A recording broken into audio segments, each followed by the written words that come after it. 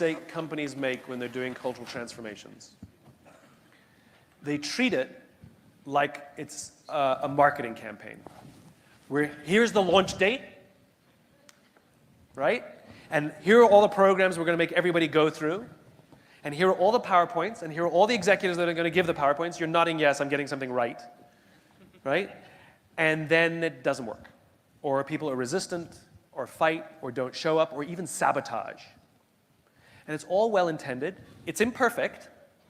And sometimes we get the cultural thing wrong or the timing wrong, but it's all well-intended, and it falls flat, and it's a big waste of time and a big waste of money, and we're right back where we started, right? There's something called the Law of Diffusion of innovations. This must become your best friend, okay?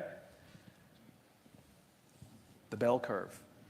All populations always sift across the standard deviation. If you have high performers, you have low performers, always. And then you have an average, always. In this room, there's a group of people I know who are nodding their heads going, yep, yep, yep, yep. There's a group of people who think I'm an idiot and they're like, I wasted my money. But most people are like, I'm open. Yeah, this is interesting. I like some of it, you know? I know that. I know that going in every single time. And the fact that you all wanted to come and pay to be here and it's not a general industry thing, then I know that it's just a little more one way or the other. But it's still the standard deviation, always, right? What the Law of Diffusion tells us is that the first 2.5% of our population are innovators, big idea people, Steve Jobs, you know, Elon Musk. Then you have the next 12 to 13% of our population are early adopters, who are willing to sacrifice time, money, and energy to be a part of something that reflects their own beliefs. They stand in line to see the new Star Wars for 8 hours, even though you can just go in a week and just buy a ticket and go in. They thought that was a good use of time and money, right? Then you have the next, the early majority, the late majority, and your laggards. The only reason these people do something is because they have no choice anymore, right? What you're asking for in cultural transformation is this. How do we change our company, right? The problem is this group of people, the majority, they're cynical. They're practical. What's in it for me? What do I get if it goes wrong? Are you going to pay me extra if I have to stay late? You know? They're cynical and they're practical, right? These people, not so much, right? They'll just do something because they think it's great and they want to be a part of it. What the Law of Diffusion tells us is that you cannot achieve mass market success or stickiness for a new idea until you achieve 15 to 18% market penetration. It is the tipping point. It is a social phenomenon. If you ignore everything I tell you today about this, you will always get about 10%. That's what you'll say. They just get it. We love them. They get it. And 10% of the company is going to be all in. It's not enough. And so this that Jeffrey Moore called the chasm, crossing the chasm, is the magical gap. And the way you get it is you don't talk to these people at all. You ignore them. And you aim at these people only, the early adopters, because these people do not want to try something new until someone else has tried it first. And let me tell you how it looks, because I've done it. So a large company, many, many more people than is in your company, 200,000 people, wanted me to help them do a millennial training program. So I said, great. I pull out my little pocket copy of the Law of Diffusion, because to me, this is religion. By the way, this is how I built my entire career. Remember that story I told you before, convince me why I should hire you? He told me he was over here. He didn't tell me he was over here. I could hear that. I ignored him for now. I'll get him later, right? Someone else will get him later. So here's what we did. What the company wanted to do was traditional. They wanted me to design the program. We're going to launch it. We're going to make videos. They want me to be on the videos. And then we're going to have the training program, and we're going to force all the millennials to go through the training program. It'll be amazing. And I'm thinking it's going to fail. So this is what I said. I said, I'm going to do one workshop once. And we will make it open to anybody born after 1984 only. Which means if you were born before 1984, you're not eligible. That keeps all the senior executives out. So they can't come and watch. Make sure.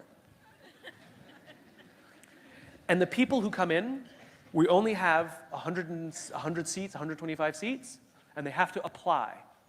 Because I want people to put in extra time and extra energy. And the problem with the internet is we've made everything easy. Let's try and make everything as so easy as possible. Click, click, click, click, click, you're in. No, I want to make things a little bit difficult, right? So they had to fill out a proper essay and submit it, and we actually read all of them, and we could tell who was phoning it in, and we could tell who actually genuinely wanted to be there. And we selected 100 people. And we only did it from the East Coast offices, just because it was convenient. So we did New York, it was on the East Coast, so New York and Virginia, right? Just because it was easier. Maybe a few of the other offices, actually. There was also Chicago and all that. Whatever, a bunch of the offices. I gave this wonderful workshop, and at the end of it, I said, hey guys, we don't have a millennial training program, we want to do one. So I'm asking for volunteers from this room to help build it. You're not going to get any extra money. You might have to work extra hours on your own time, and you may or may not have this included in your compensation or promotion packages at all. Who wants in? I had 50 volunteers who said that they were going to help build this program for no additional money and no particular personal benefit. It's because they believed in it, right? 2 weeks later, one of the senior executives from the company calls me up, furious at me. He's so angry at me.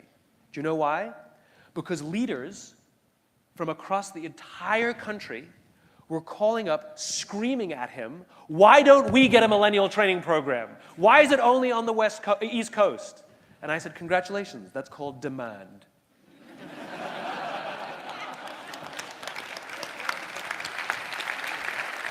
Because they all went back to work and said, this is amazing, right? Had I done it the traditional way, those same leaders would have called up and yelled, why do I have to give up my people for an hour and a half every week? I am busy. We don't need this. Would have been the exact same response. So you want to make it slightly difficult, an invitation, voluntary, and invite them to actually help you build it, because then it has a grassroots nature.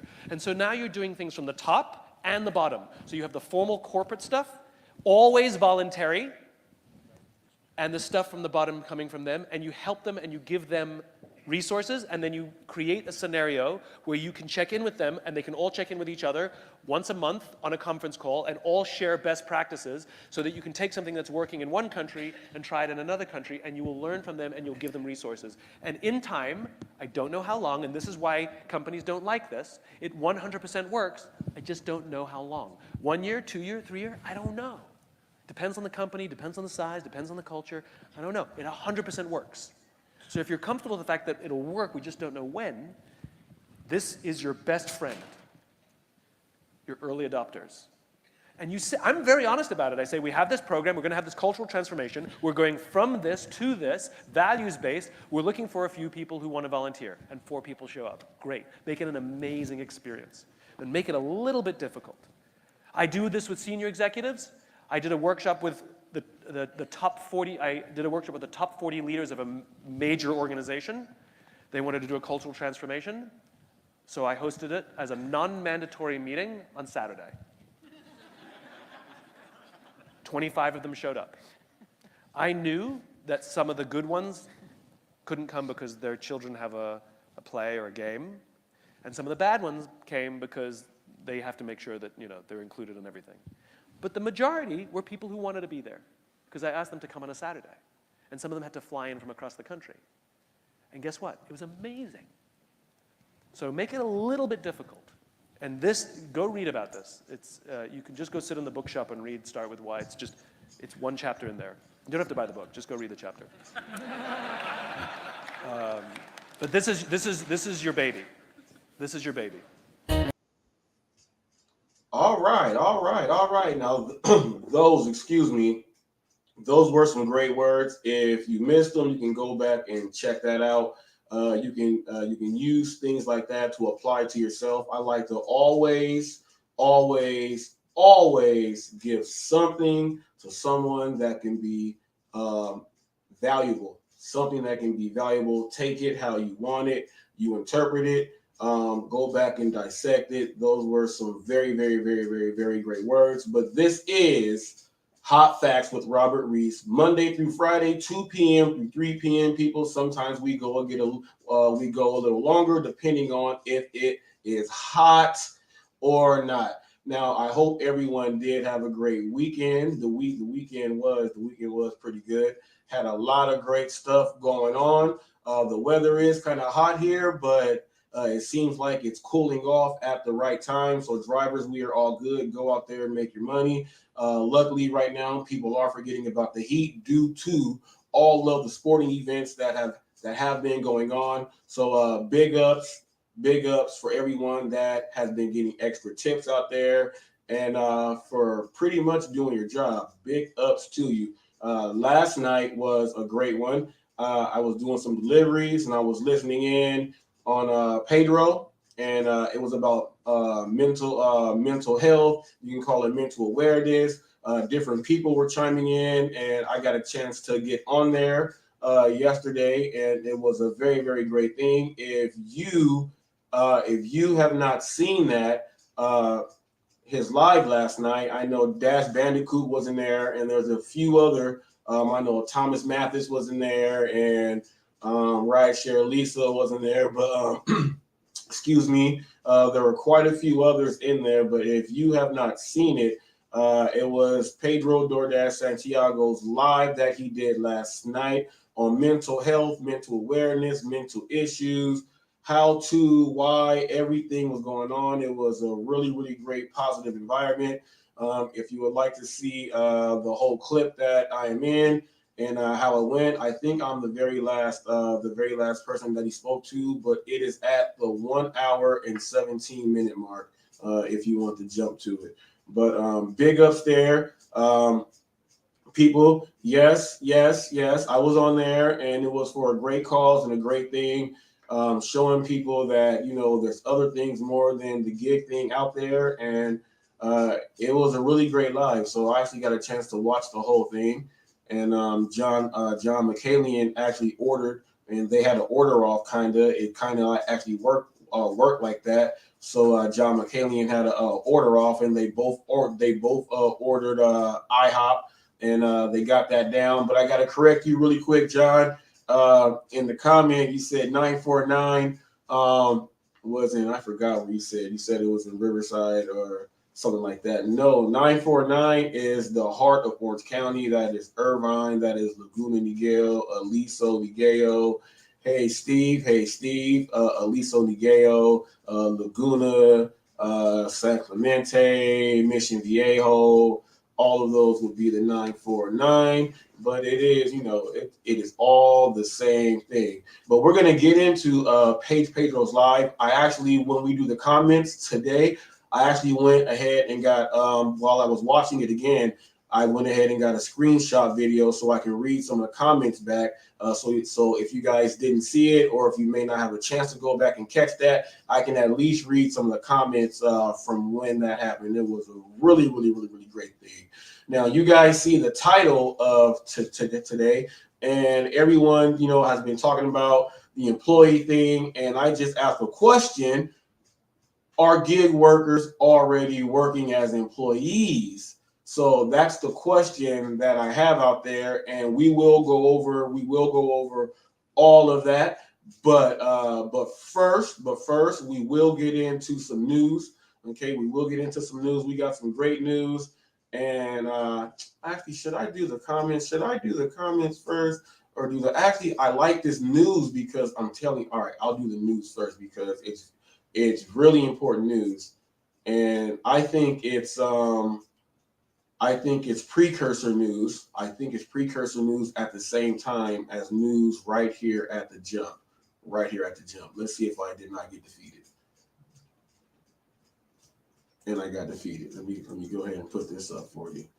Because, last week, I brought up here in California about the inflation, and yeah, buddy, it seems like it is going to do it. Well, what I thought, maybe some of that might be 24 hours for an Albany pharmacy. Their prescription delivery vehicle was stolen yesterday while out on a run. Pretty strange case. CBS 6's Leanne DeRosa joins us live from outside Lincoln Pharmacy with a fairly exciting update. Hi, Leanne. Yes, hi, Ann and Greg. Good update, and I want to give a spoiler alert warning for everyone out there. The car was found this afternoon. The delivery driver found it himself. He called us right after he found it. The medication in the car was also recovered. The driver said he was determined to find it because he brings life-saving medication to people in the community who need it most. Lincoln Pharmacy delivery driver Anthony Graham was out on his usual medication delivery run in Albany Thursday morning. He was near Warren Street and South Lake Avenue when his day was flipped upside down. My own stupidity, I left the car running. I took the key with me though, and when I came back out, about 4 minutes later, the car was gone. Pharmacist Dr. Zarina Jalal says they notified police right away. And there was a construction crew doing work nearby, so there was a lot of witnesses. As the car was getting away, it scraped a parked vehicle. Dr. Jalal says thankfully the medication left in the car weren't controlled substances. It wasn't anything that was of street value. It wasn't it wasn't even anything that I was concerned about. She says the prescriptions were later found dumped at an apartment complex and someone returned them to the pharmacy. Dr. Jalal said their focus became finding the car. Without our vehicles, we can't get out. And so we just really want the car back so that we can continue to do our work. Anthony was determined to find it. He had the key fob, so once the car shut off, it would be stuck somewhere. Today I've been going around just looking in parking lots and stuff like that, checking big parking lots, just hitting the panic button. And then, just about a mile away from where the car was stolen, as I drove down past Central Towers, I looked in McDonald's parking lot and I saw smashed up Central. So I pulled over and popped the trunk, and the trunk popped over. we were there when Dr. Jalal heard the news. Obviously, I'm really happy. I guess I wasn't expecting that. Dr. Jalal said finding the car was important because of the community they serve. Our deliveries are usually to people who can't get to the pharmacy because they don't have transportation, or can't get to the pharmacy because they can't leave their homes physically. Do you use the delivery service here? Yes, I do, and I appreciate it very much. They're courteous. I'm 82 years old, and it helps me a lot to be traveling back. All right. Now we just got a little whiff of that. Now you see, look. I was saying this. People that have medication, they have to get their medicine. So you know what? I put that up there just to go back on like Pedro's live last night. I put that up there just because people, look, someone may need their medicine because they may be going through some stuff. Okay, but let's all try to go ahead and get them the medicine. Stop overdoing those orders and skipping out. Now, I'm pretty sure that those orders are all going through Script Drop. So Script Drop, if you're on Uber Eats or Postmates, those are when we go to these small pharmacies. Sometimes smaller pharmacies you pick up from, but we go ahead and then drop this stuff on off. Okay. This next news, let's go ahead and get into this one. Well, why is this thing choppy? It seems like. Why is my thing choppy? Try without a side of ketchup. Welcome, how are you? For Clodagh Lawless, owner of the Dearborn restaurant in Chicago, it's a huge cost savings. Say we do 200 covers and 100 of them want an extra ketchup. That's 25 cents, which doesn't seem like a lot. And multiply that by a week, by a year. Ketchup and nearly every other ingredient used at the Dearborn has become more expensive in the last year. Inflation is pushing meat prices up 13.9%, butter up 16%, and eggs up a whopping 22.6%. Big increases for small businesses. I thought at this stage that we would be in a better position financially, but it's been very difficult, mainly because of where we're at right now with inflation. But some good news, perhaps. Prices rose just 0.3% last month, and food prices rose less than 1%, with energy dropping 2.7%. But an 8.3% year-over-year inflation still stings. We're still reeling financially, to be honest, from the effects of being closed for on and off for 2 years during COVID. And despite a strong jobs report adding 428,000 jobs in April, small businesses lost 120,000 jobs. Even with restaurateurs like Lawless raising wages, it's often still not enough in the fierce competition for workers. We are seeing a lot of people starting with us for 2 or 3 days and then going somewhere else where they can get $2 and $3 more an hour. Oh, that's awesome. Salon owner Michaela Blissett Williams isn't losing employees, but she can't find more. She's also trying not to pass her increased cost to customers just yet. What are you experiencing price increases on here as it relates to the salons? Ooh, everything from gloves to foils, things that we need to do the service have definitely gone up. And now just with inflation, it's just some products are double digits. What does that mean for your bottom line? Less profitability. It's a catch-22. It's either less profitability or lose business. She's banking on inflation continuing to cool, especially as she renovates 2 of her salons.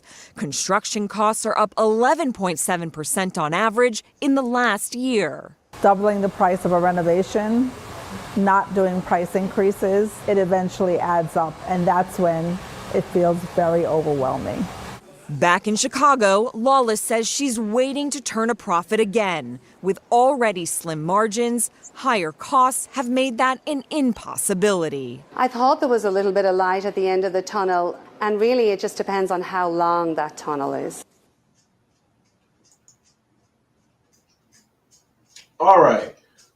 So you see how California, we have that state law that if inflation goes up above the 7.2, I think it was, percent, then they have to go ahead and help out us Californians, right? Okay, and I said now, inflation and how this is going, it's gonna start to trickle off and maybe go to these other states. Okay, starts off with California here, right? I'm going to guarantee that there's already relief already put in. Well, yeah, there's relief put in places for these other states to go ahead, and these relief packages, they're going to go ahead and up the minimum wage. But here's the thing. You see, the lady in the restaurant was talking about, just the little packets of ketchup, how much they cost and how much it adds up. But did you guys see the increase on the meats, the produce? All of those things went up. That's going to force them to charge more prices at these places that we pick up from, okay? And in the end, it's going to hit our pockets. It is going to hit our pockets because people may not want to tip, okay? But I do know that this is where DoorDash is going to come in handy. It's, even though it's overpopulated, it is going to come in handy because they force their people to tip. So while all of the cities and the states are going to be raising prices and trying to figure this out, the gig community, every gig there is, it doesn't matter what it is, every gig there is, okay, the expense is going to be more for everyone, for us, because we are the mules. We're going out there to do the work. It's gonna be more expensive for us, and it's gonna be more expensive on the consumer side because the businesses are going to have to raise prices because, as you saw with inflation, meats, eggs, the produce, everything that goes in every single plate that we eat, the prices are going up for everything. Even the hair salons were going up. It said the cost of renovations and everything went up 11.8%. Okay, so now this is happening in other places other than California. We already have it in place what the law was. Inflation is going too high, so they have relief packages for us. And if you're a registered vehicle owner, you're going to get $400. I don't know if that is monthly or however else that breaks down, but there is a relief package that we have here. And in this next clip, I do believe we're going to hear a little bit more about how some place may already have a package going on for the people.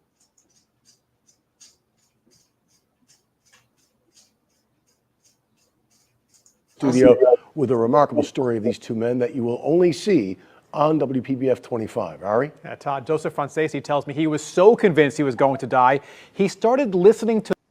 Wrong clip. That one's after this one. Now, this one right here, now we got to give some good stuff going out. And I'm going to piggyback on last night with Pedro's live last night. Sometimes you got to take a step back, man, and just, do something that you don't normally do. And this delivery driver went into action. Okay, people, excuse his accent, but he went into action and he did his thing. Check this out. The wind. He wanted to appreciate the world one last time. He never expected that complete stranger to come along and save his life. Okay, there you go. You're a good girl. It's something Joseph Francesi really appreciates, time with his pet marmoset, Lola. These days, he's enjoying that time even more. Frankly, he's enjoying everything a little more because a week ago, Joseph almost died. I thought it was my last day on Earth with nobody around. I thought I was done. It was in the parking lot in front of his apartment building in Lake Worth. I was on my way to work and the world started spinning. So he turned around to head home, a trip he doesn't remember. The car was like in here. But Joseph couldn't move. I was having heart palpitations, tunnel vision, and I was shaking uncontrollably. Joseph thought he was dying, thought he would never again see his wife Valerie. But that is when Mario Jaramillo pulled up. I'm happy for the help of somebody. Mario was delivering packages for Federal Express. He saw Joseph struggling, called 911, and let Joseph know he wasn't alone. The next thing you know, somebody's holding me up, holding my hand, telling me to breathe. And I look up, and there's Mario. I moved the hands. I told the guy, "Thank you, Reese. I am here." And Mario stayed there until the paramedics arrived. When you're in a situation like that, and nobody's around, and all of a sudden somebody's holding you up, talking you, breathing, it's a good feeling. There's good people out there. The world needs more Marios. The next day, Mario came back just to check in. Joseph posted a picture on social media to say thank you to his hero. I was glad to see him. Definitely glad to see him. I gave him a big hug. I told him I have a new brother. The guy looked at me, he said, "Oh, thank you, Mario." He said, "No, it's not thank you. You okay? And you okay? You happy? I am happy." Joseph tells me his condition right now remains undiagnosed. Doctors are still not sure what happened to him. As for Mario, he tells me he's not a hero, he's not an angel. He says he's just a guy who was in the right place at the right time. Mario, I respectfully disagree. Todd? Now, Mario was just doing his thing. Look, Mario, if anyone has seen that show, What Would You Do with John Quinones, I've been watching that show for years. Now, if anyone watches that show, that is what I would think. You know, that is what I would think. And watching that show, whatever you think sometimes does not happen. But I am, that is what someone, if you are a decent civilian, decent human being, that is what you should be doing right there. It's not about you. It's not about you at that moment right there. Someone could be dying. I put up the news about a week and a half ago about the girl who did the thing for the woman. And, right after that, another delivery driver is doing something great. Before that, we had Dash Gordon dressing up as a superhero. So with all the bad stuff that we do here and that we do see, I try to find the news, so that we can actually bring some light to it. Now, that dude did save that dude's life. Well, he was part of the chain. He was part of the chain. He reacted fine. He reacted the way you're supposed to react. His reaction time was right when it was supposed to be. He called 911. Their reaction time was what they were supposed to be, and they got there. And then the transport, you know, everything worked out. Everyone worked as a team on that, and that was good. And hopefully these two do stay in contact. How that lady stayed in contact with the other lady also. But that's some good news. It's a good thing to take something and shy away from that darkness. And I'm going to tell you this, the guy that went through all of that changed his life right there. He's not going to be the same person ever again, guaranteed. And I brother, your father, and this is affecting the people that need the medicine. If they don't get the medicine, they can die. What is your message to whoever's out there who took this? Oh. Lord have mercy on your soul. The theft is still under investigation. Albany police tell me that they'll be looking at surveillance video. A spokesperson with the Albany Police Department says so far this year, 150 cars have been stolen. Many of them were left unlocked or running unattended. They're urging people to lock their cars, and they might even ticket you if they catch your car running unattended. For now, reporting live in Albany, Leanne DeRosa, CBS 6 News. I want you guys to take note of that. People in New York, if you are a driver, this is coming from the news there, okay? If you leave your car running, they may ticket you now. Now, that is not a law. You can get that ticket and fight that ticket, and they'll probably get that ticket dismissed, okay? You'll probably get that ticket dismissed. But check this out. If you get that ticket for your car being running and it's not even an actual real law, and you get deactivated over that, that is some weird stuff right there. So people, don't leave your car running. Developing tonight, a Capital Region assemblyman wants New York State to drop the state tax on bottled water. Right now, New Yorkers are paying an extra 4% whenever they purchase packaged H2O. Assemblyman Angelo Santa Barbara says he feels bottled water is an essential product that should not be taxed. But in New York State, bottled water is not considered essential, even though it's used by groups like the American Red Cross in emergency situations. Inflation and the high cost of groceries, though, was the catalyst for this proposed legislation from Santa Barbara. Santa Barbara says 33 other states don't tax bottled water. New York State does, and it's one of the highest water taxes in the country. Legislators, the governor should be looking at ways to save people money, put more money back in people's pockets. When you look at the list, you see things like cookies and donuts and potato chips and even fruit roll-ups, things like that. They are tax exempt, yet bottled water is not tax exempt. That's not right and needs to be corrected. Important to note here, the legislation would not affect the 5-cent bottle deposit on recycling. Santa Barbara recently spearheaded an effort to get the state gas tax temporarily suspended. The action was included in the state budget and will save New Yorkers 16 cents per gallon beginning June 1st. All right, so New Yorkers, if they get that on the ballot, you guys will be saving 16 cents per gallon going in there. But that's crazy how New York, they have the highest, they tax water and they tax it high. Now, it's summertime, and I know that it's areas, you watch I've never been in New York, obviously, like to be around what they talk about, the muggy, sticky summers in New York. I know as a driver, you got to drive, you got to drink water. And then you hear the bogus stuff they said. They said that even though that the tax is that high on the water, when you go recycle it, they're not going to adjust it so you don't get any more for the recycling. That is being a gangster right there, if I have ever heard of something right there. That is crazy. That is crazy. Okay, now this one right here,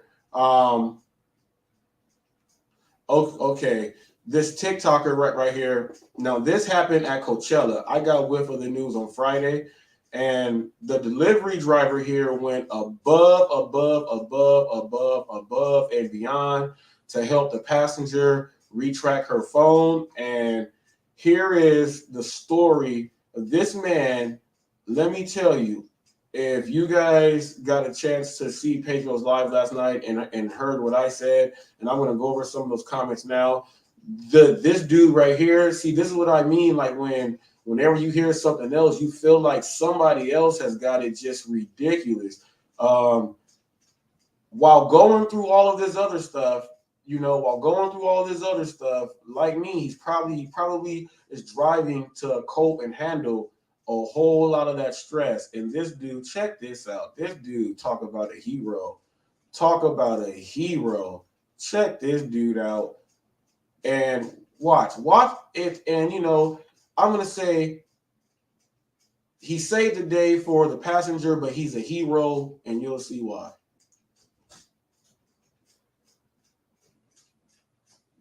And my Uber driver saved me. After I got in his car, I pretended everything was fine, but he insisted on staying with me because he had an instinct that I needed help. All I wanted to do was buy a new phone, but he was like, no, we're going to the police. And he helped me file a police report. Kept me calm by getting Starbucks with me because I was stranded. Helped me manually track down my phone and credit card after the police wouldn't help us. And then we were like, let's go get some marks. So we did. Then he helped me get a rental car to get home. While we were eating, he started showing me pictures of his family, which is when I learned that his daughter is currently going through chemo and his dad has terminal cancer, and they were both under Raul's care, which is why he had to Uber drive. Here's his daughter, Myra. She's a senior in high school this year. Prom and graduation are coming up next month, but because she's going through chemo, normal high school things and teenager things are really hard for her to experience. Raul ended his Uber shift that morning to spend his day helping me, expecting nothing in return. So yesterday, I made him a GoFundMe with a goal of $1,000, and we reached that in 1 hour. I keep raising the goal amount, obviously, but last night I got to FaceTime the entire family. And that's when I realized that this could not have come at a better time. They are all amazing, by the way. I love them. They're stuck with me forever. But they let me know that Raul didn't Uber yesterday because he didn't know how much time he had with his dad left. His dad had not been doing well. I'm so proud to say that in one day, we have raised over $50,000 for the Torres family. When I woke up this morning, I got a text from Linda, Raul's wife, who let me know that sadly, this morning Raul's dad passed away. So now they have funeral expenses to worry about too. When I was in the car with him, it seemed like we were both so focused on my situation. We were only talking about getting me a phone and like things that did not matter when he completely glazed over the fact that like his daughter and his dad were the ones that needed help. But yeah, the timing is insane. My birthday is the day that Myra, his daughter, was diagnosed with cancer, June 16th, 2 years ago. So that's insane too. Everything about this is insane. His dad passed this morning. He has a funeral that he has to plan. And Myra has prom and graduation next month. So she needs like a dress and she needs a wig and she needs just like any normal thing that any normal high school girl going to prom would need. Here he is with his daughters. His entire family loves him. They were like, oh my God, no, he does that all the time. He helps everyone. Thank God he treated me like a daughter that day too.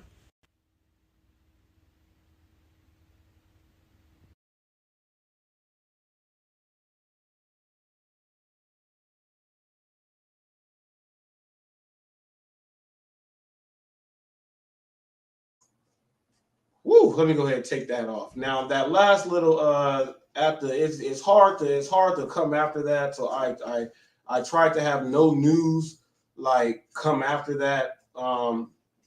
It's hard to. That driver did all of that, helped track down the phone, did all of that stuff. He did not have to. And he could have just said the ride's over, it's not my concern, whoop, whoop, whoop. But something in him, and it's not something in him. His dad's going through terminal cancer, about to pass away. His daughter has cancer, and he's driving, obviously, because they need extra money. I can tell you how expensive that stuff goes, but he's driving also to cope, and then boom, and, doing the nice things, having all that pent up stuff in you. He just transfers that energy off and does good things. And he did that. And, man, and I do believe the last I checked, it was over like $150,000 that they raised. So that'll be able to take care of the funeral, any future treatments for his daughter that she's gonna have, and any ongoing bills that they are back right now to help for the dad and the daughter right now. So big ups to that passenger. And if someone says, customers don't like to do this or customers don't like to do that, you never know. If you help someone out a little bit, you never know what that return is going to be. And that ended up being, now he's a superhero because, the dude is doing all of this work, putting everything to the side, doing all of this while trying to stay strong. He's a hero for that. Still with the passing of his father, terminal cancer, you do know, and you try to get prepared, but it's hard to get prepared for something like that when it's going to happen. But, you know, able now to have to ease a little bit of stress off of that and put dad in a good place. And hopefully with a lot from the man upstairs there, a lot from that man upstairs there, some great joy can come into the daughter, and then that situation there can be fixed. And he actually was able to, even though dad's not here, but dad's in a better place, and daughter could be, you know, here, you know, doing a thing. So that dude is a superhero. And that this last bit of news is kind of like a joke, only why I put it up there. I had to kind of switch it up really quick. It's not even news here. It's news over in Ireland. And it's about delivery drivers there. Okay. And I'm gonna speak in their language. The lorries are mad because the wardens are targeting them for tickets. And I'll translate this in English. And what this means is, okay, the drivers, the delivery drivers are the lorries, and the wardens are the people that go around and give you tickets for parking in spots. So that's like the parking police. So they are primarily targeting the delivery drivers. And that was the little bit of news. I wanted to just try to switch it up to throw a sight. But we're going to probably get back into a little bit more of that news, because right now we're going to get into these comments.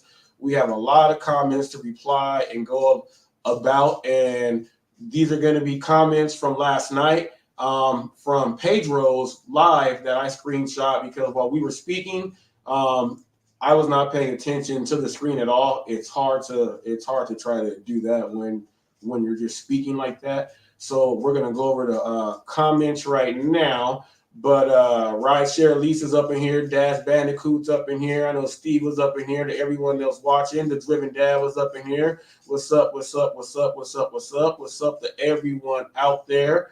Okay, and I know it's probably gonna when I go over these, okay, I'll go over these first, and then I'll finish up with those, and then I'll get into our delivery drivers. Are we already delivery drivers?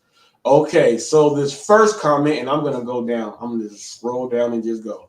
Navy 380. The video was the other night. DoorDash special delivery, great stuff. And I delivered a bottle of wine to a wedding, and everyone I thought was dressed like Selena, so he thought that was hilarious. He said dressed like Selena.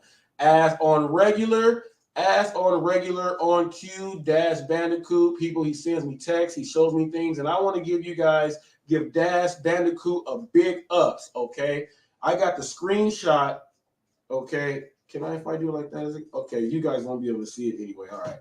But I got the screenshot, okay? Dash Bandicoot went out the other day, and he told me that he was gonna try to hit $300, going from like 10 to 10, $306 in that shift he did. He pulled in $306, people, $300 shift on his Dash, and it said this Dash $306. Big ups to Dash Bandicoot right there.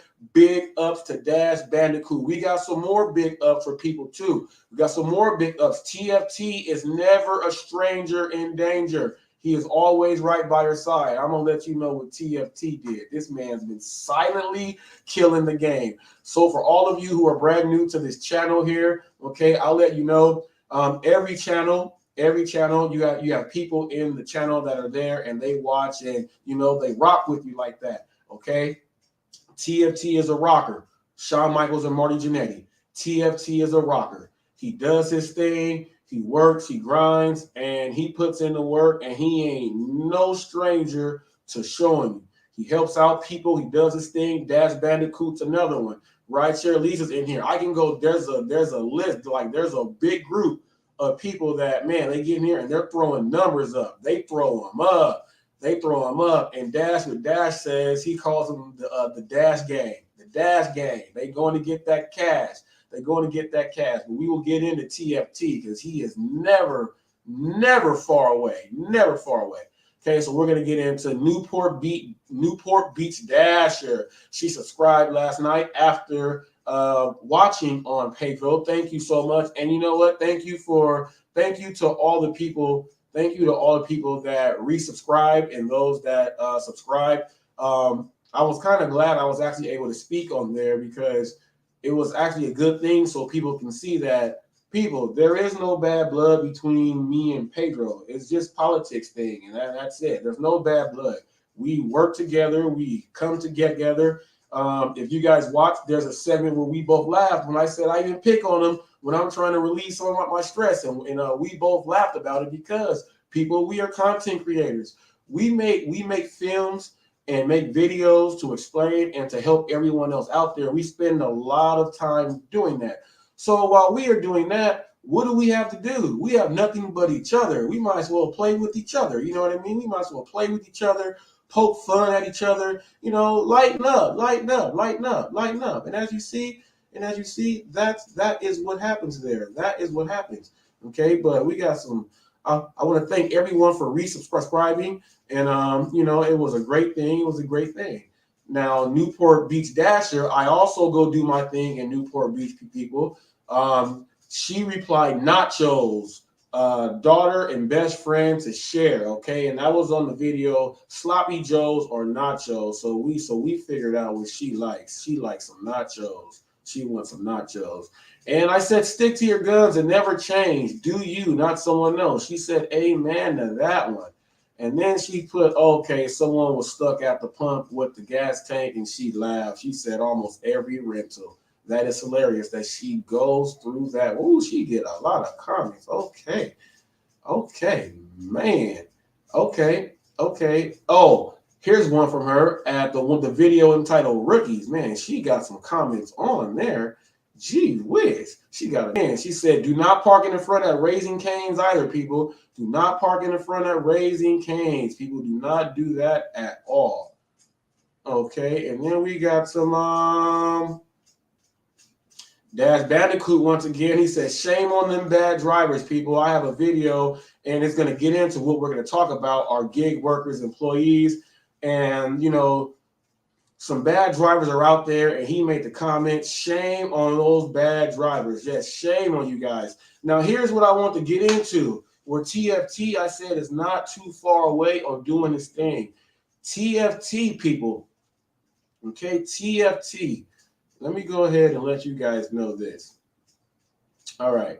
He said, hey, Robert, I've been working on Spark a bit. That's why he's been a little absent, people. He's been doing the Spark deliveries. Okay. He said he's been working on Spark a bit, put in 8 hours, 58 minutes active time there, not counting the two $50 incentives I earned. I've made $230. Okay. I'm still waiting on $45 of tips to be confirmed. Okay, he said that's added to the 18 hours for near $480 on DoorDash, people. So he's got $480 on DoorDash, people, and he's putting in all this money, that $230 right there, people, and that he said two $50 incentives. Oh, that's $100 right there. So that's $330, people. That's $375 right there coming in from Spark, and then for his hours that he did on DoorDash right now, he has $480. That's coming from TFT, people. TFT puts in his numbers, people. He puts them in, and he does his thing. Good job, TFT. Now, the DoorDash Revolution. I want to give a shout out to the DoorDash Revolution out there. People, go ahead and check out the DoorDash Revolution channel. He keeps it way real. He's all the way honest. He loves facts. He loves facts, and he loves to bring people something that they need to hear. He said the same situation happened to me at Chick-fil-A today. Great video. Keep them coming. Brother, I will be keeping these videos coming. I will do that. Regan Grosso also commented on that same video. Okay, and it's the video, Uber Eats, DoorDash, 3 drivers, 1 order. What is going on here? Regan Grosso also said, I hate when that happens. Regan was also a participant in Pedro's live. I did see that Regan Grosso was up in there. So yes, people, you guys are watching these channels. Okay, and there's a video where I put up, I said the number one benefit when it comes down to getting along with your merchants. Now, people, the video was up in there, and I was inside they let me inside the restaurant. The other drivers went through the drive-through. They let me on the inside while the inside was closed, people. It was 95 degrees. Okay, people. And Mike N said he had a merchant thank him for always being nice and kind to them. Kind of surprised me. They must be really rude drivers coming in often. That's what I'm saying, people. A comment like that. You would think that doing something just normal like would happen all the time. But here is the reality and the normality of that. It doesn't happen all the time. It does not. So anytime you do something that, just go by your own code of ethics, go by your own rules and do your thing. It's going to work out for you in the long run. Trust me, it is going to work out for you in the long run. There is nothing wrong with that. Now, Jada Kanza is another writer right there. He said he's been saying it. A lot of drivers who hate delivery gigs, customers and merchants, okay, have poor interpersonal skills. And I like that one because the interpersonal skills is something that you got to have, people. You have to have interpersonal skills. If you do not have interpersonal skills, there's a problem. You got to have that because you got to be able to navigate and work with everyone. And did everyone see that little fast car I drove up on? It was a little fast car. Now I figured out the car. It's called Electrica Mechanica Solo. That little car costs $18,000. It has super get up. They say it's the future of how people will be getting around to the grocery stores. That car is in Canada and it's made its way down here by way of the University of California Riverside. That's where I noticed the car. That's where it passed me up and I could not keep up with it. It seems like it has extra boost. Okay. Now I got a comment right here that I got to go ahead and I got to get this off. You guys know that you guys know that I say what's on my mind, and I got to go ahead and say something because it doesn't make any sense. But first, before I get there, big shout out to Kim Side Money Plan. Big shout out to Kim Side Money Plans here. She replied to my comment I left on hers. The comment, she says, thanks, Robert, because I said because of how everything is changing, I said that everyone is going to see an increase in your stacked or double orders. And she has seen them in the videos, and she said, thanks, you're right. She sent me a thumbs up there. Yes, people. They are coming in. Now this is what I want to get. Where is it at? This is what I want to get into. The content creator by the name of The Driven Wild. Let me see. Where is this at? The Driven Wild. He just hit 1,000K subs. So congratulations to The Driven Wild. Big ups to him there. Let me see if I can find this picture here. Oh my, here it is. The Driven Wild. Okay, here it is. Here, the comment. Okay. So I was watching a video from The Driven Wild, and The Driven Wild said this in his video, and it's not verbatim. I'm just going off of what I pretty much remember from the video. He made a statement on people not tipping, people driving, the whole banner that we always hear. But this one was a little bit different because it went into, the customer's tip. It was a cheap tip.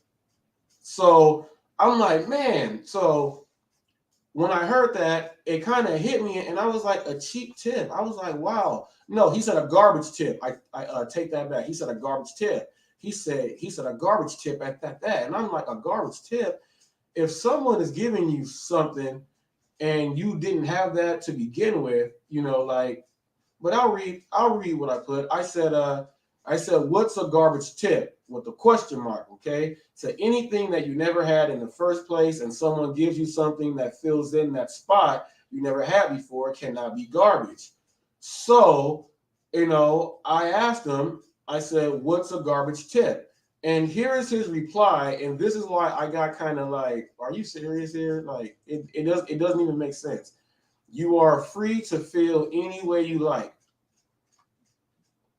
Okay, the question was, what's a garbage tip?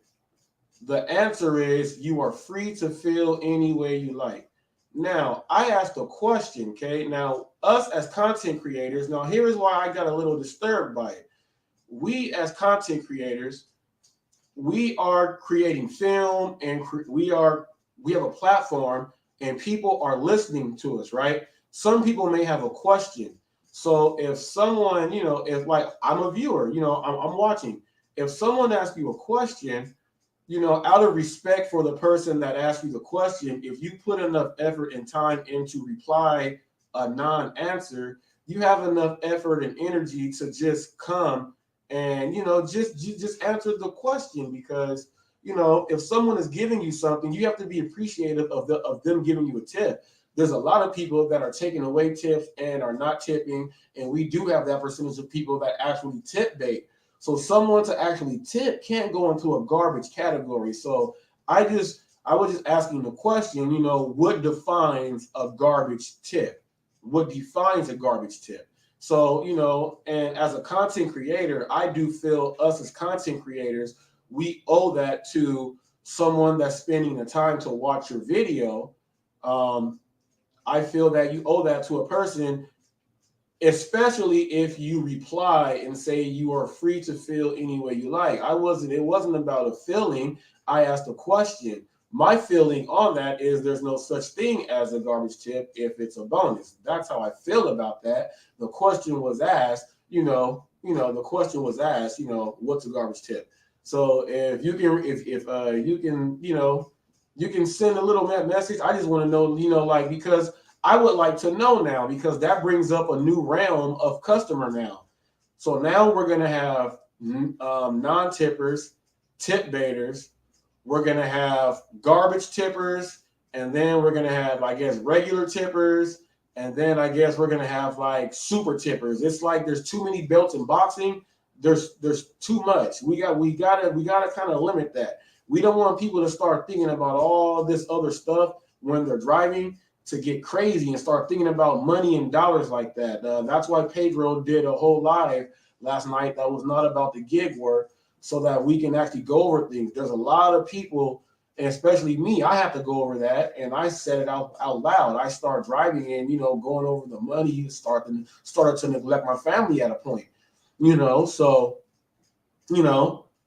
So there it is there. And that's the segue right there. That is the segue for these comments here from Pedro last night. Okay, so if you guys did not get a chance to see it, man, everyone that appeared on there, man, there was a guy that had he was talking, I guess he does like 3 different gigs, but the young man had some great stuff to say. I was listening to everyone. Bud Soda was on there. He hopped on in.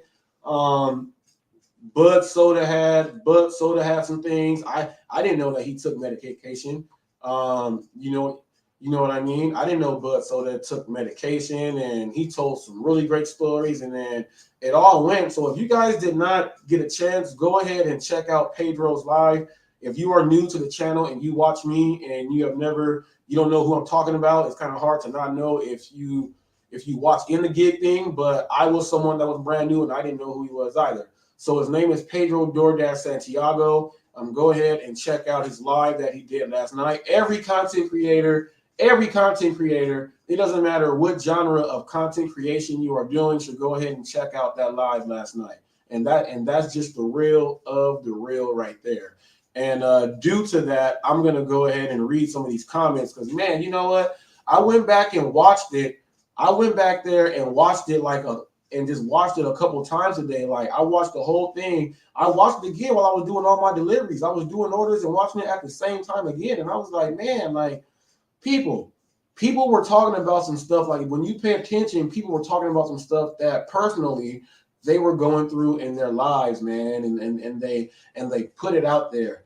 I have no shame in that at all. I was able to put a whole book in that time there. There's a whole lot that I left out, but I was able to put it there in enough time so people can gather. But the 2 gentlemen before me, collectively, man, I was like, okay, man, they were going into some stories. So these are comments, and I'm going to reply to some of these from last night. Okay, let me see.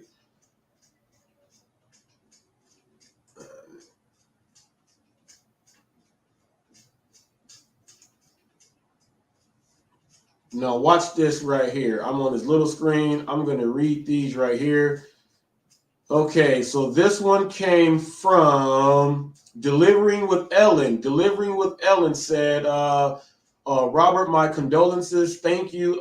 Thank you, Delivering with Ellen. Everyone out there that sent out a condolences. I know a lot of you probably just found out, that that's my son and he passed away. I'll give a little backstory on that to add to this, people. My son had 6 open heart surgeries, 7 heart catheterizations.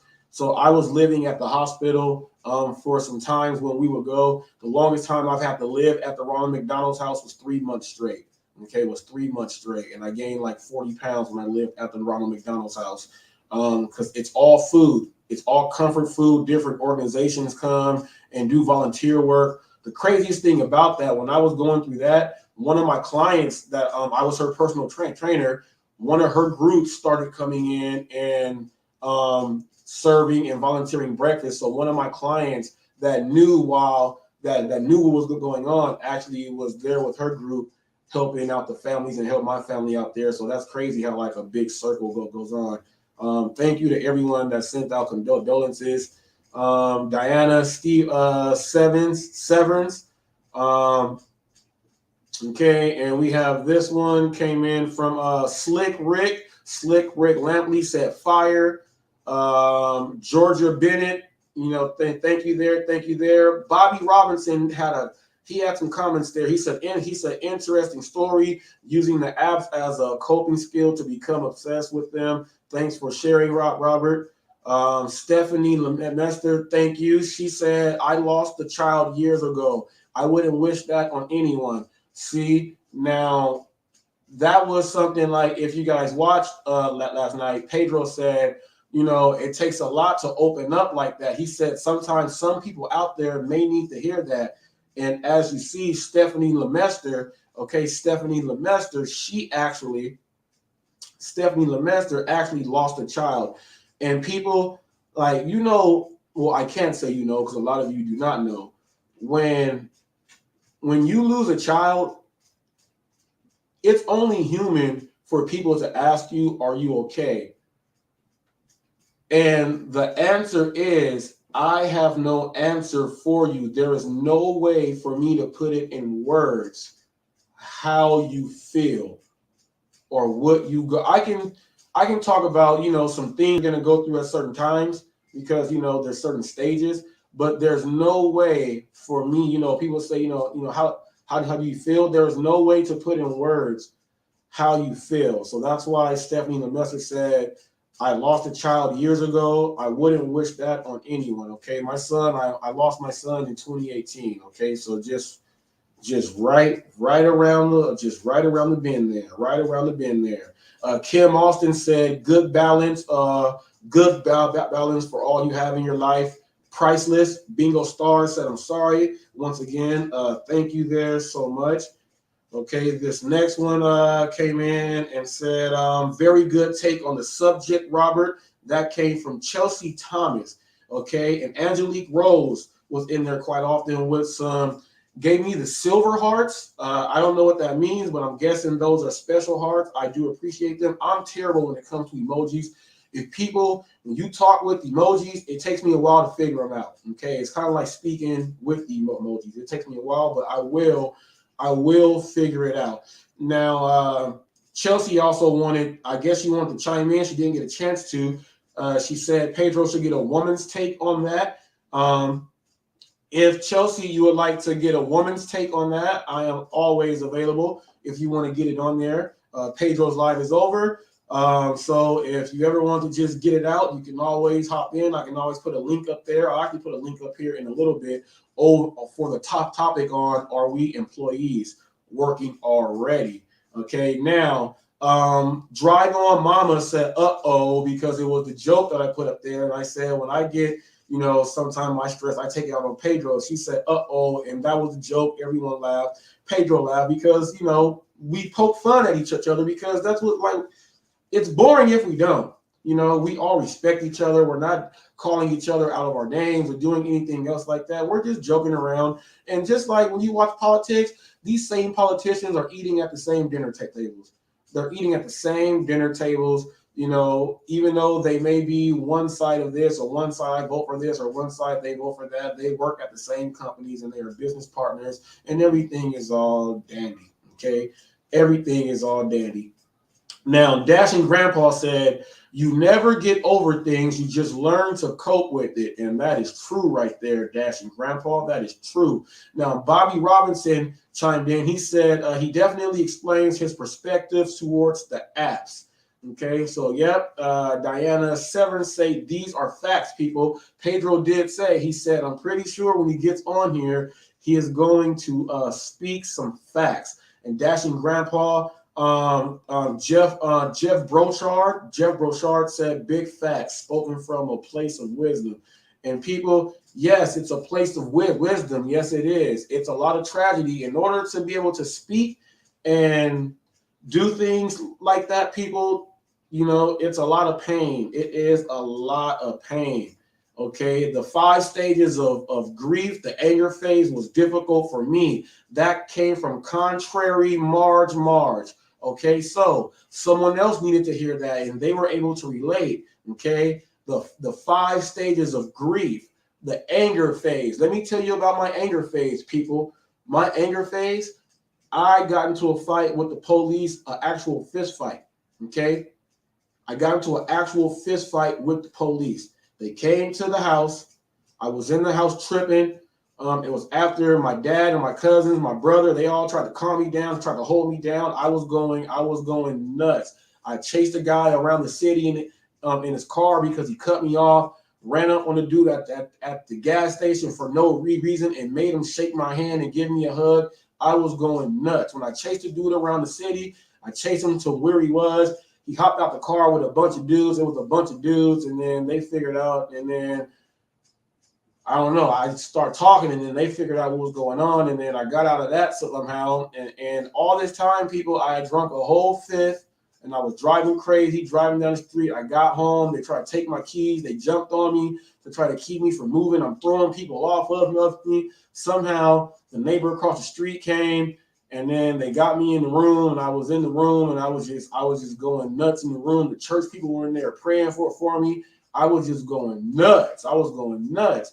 And I don't know how the police came. The police came. They came. They opened the door to my room where I was. They started talking to me weird, and I mouthed off with them. And I told him if he does anything, I told him, and I told him I lost my son, and then they figured out that, oh, this is not a situation that we came into. The police were still not backing down. I was not backing down. I ended up getting into a fist fight with the police. They did not take me to jail. They took me to the hospital instead, people. The police that I got into a fist fight took me to the hospital instead.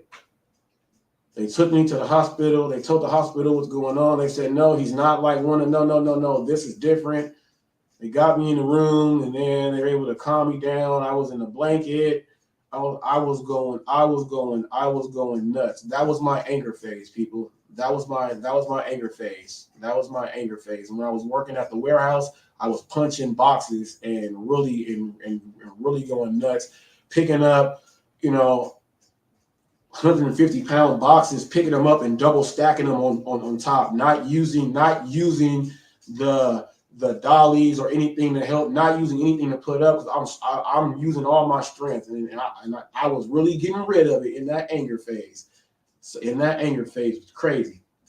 Okay, now Stephanie Lemester said something like that can rewrite your entire life and perception of the world. Not everyone can turn that into a positive. You have respect, Robert. And this is what I've been telling people. I've gone through so much. And then being young and have to take care of your mom because of all the issues that she has. You're cooking and stuff real young and all that. I've gone through so much, people, that there's no way for me to be negative. There is no way. out of everything, and you lose a son on top of that. That's not even talking about, you know, every W-2 I have, I'm in charge. So I have to deal with other people's emotions, you know, you're the boss. So you have to do things like that also. And it's hard to get it out, but the anger phase is difficult. And, you know, like that did change my whole look on life. I have a completely whole different look on life. That's why I'm peeling off on certain things now. Yeah, man. Now, this one said, okay, this one came from, is it Kales J? Kales J. Okay, Kales J says, Pedro, thank you for letting this man have his moment. You can tell he needed to get some off his chest. We all needed someone to listen, and baby, I'm listening. That came from Kales J. Thank you so much, Kales J. And like I said in that, I have to pull over. I have to pull over.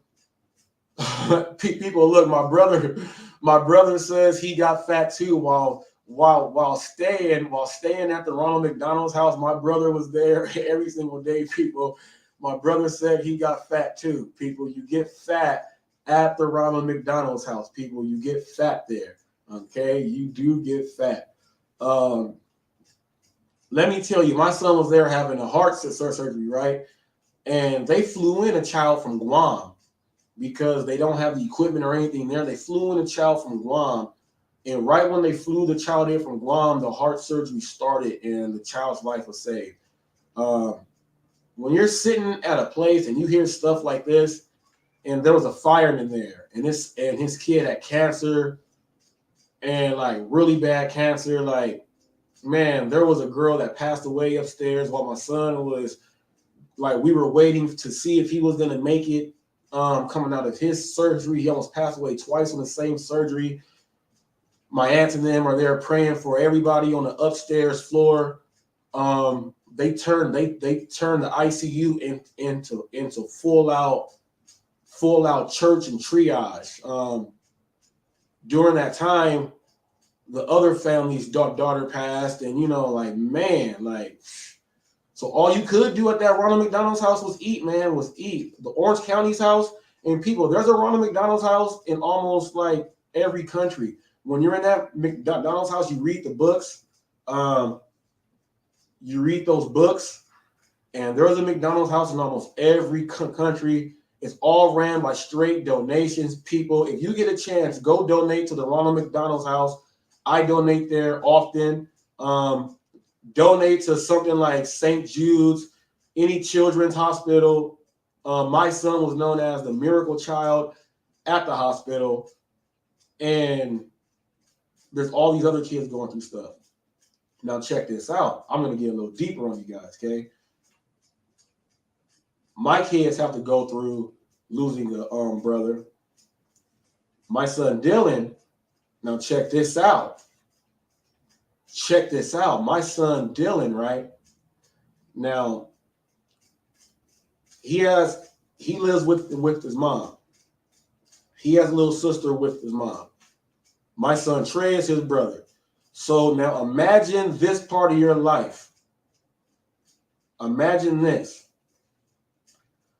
Your brother is upstairs and heart surgery. Don't know if he's going to live. His little sister, same age as Ava, okay, is going through surgeries. Don't know if she's going to live. He has to go, okay? He's in there going through all this stuff, 8, 9, 10. He's 13 now. He's in there going through all this stuff, going from one floor, then going up to the other floor. Imagine going through that at that young age, not knowing if your brothers or sisters are going to make it. Imagine that. You know what I mean? Imagine that right there, okay? Imagine that. That's tough. So I know I have it tough, and I can, you know, kind of help them and speak to them and help them with things. But as, you know, him being there and going through that, he's going through stuff that I haven't gone through. You know what I mean? That I haven't gone through. Okay, so this next one says Bobby Robinson again says Robert's got a ton of perspective. John McKellion said Robert Reese is from the 562 and the 323 people. 562-714-323. For all of you people who want to know, I did see that there was a Long Beach Finest that was in Pedro's thing, Long Beach Finest. Okay, I stayed on Santa Fe and Warlow, the Windward Village, over there by the Louisiana Fish Spot. Stayed on the north side. I'm from Paramount, so I'm connected to the north side. So I'm always in the north. Stayed on Banner, Orange and San Antonio, always on the east, all the way, all around downtown Long Beach Finest. I am Long Beach. There. 714, Orange County, borderline that connects right there. Cypress, La Palma, Buena Park, Los Alamitos, Rossmore. We got Seal Beach right there connecting on the other side. You even got Norwalk right there that connects.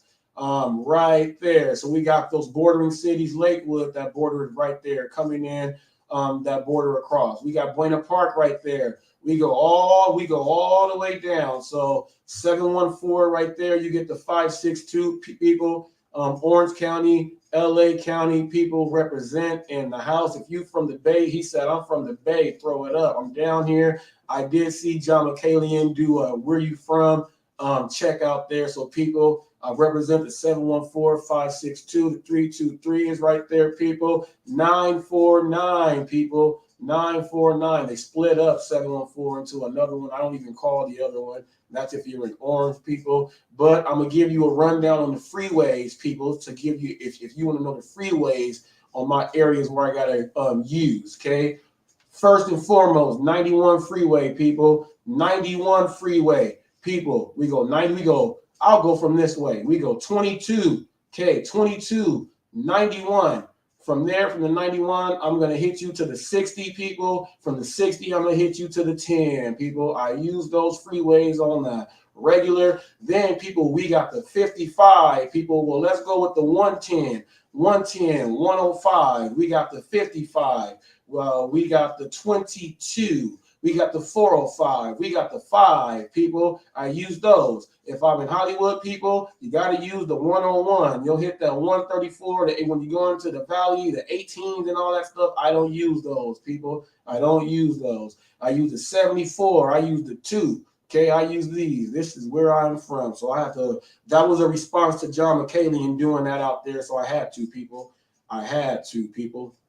It says, Paper Chaser 83. I'm an 82, baby. I'm an 82. Robert is a strong person. Bless your soul, man. My soul's been blessed, man. When you have nothing else all you got to do is give. Selena says, blessing to you, Robert. Right there back. Sending love your way. Kim Austin, there you go. Yost Malone said, sending in some love. Right there. Thank you right there, Yost. Yost, you got the secret. I want to know how you can get back-to-back days, how you can get 395 subscribers on 3 days in a row, brother. I need to know that secret right there. Please share with me, brother. I'm trying to hit that 1,000. Let me know how you did that, because that is very, very impressive. Thank you to every single person that did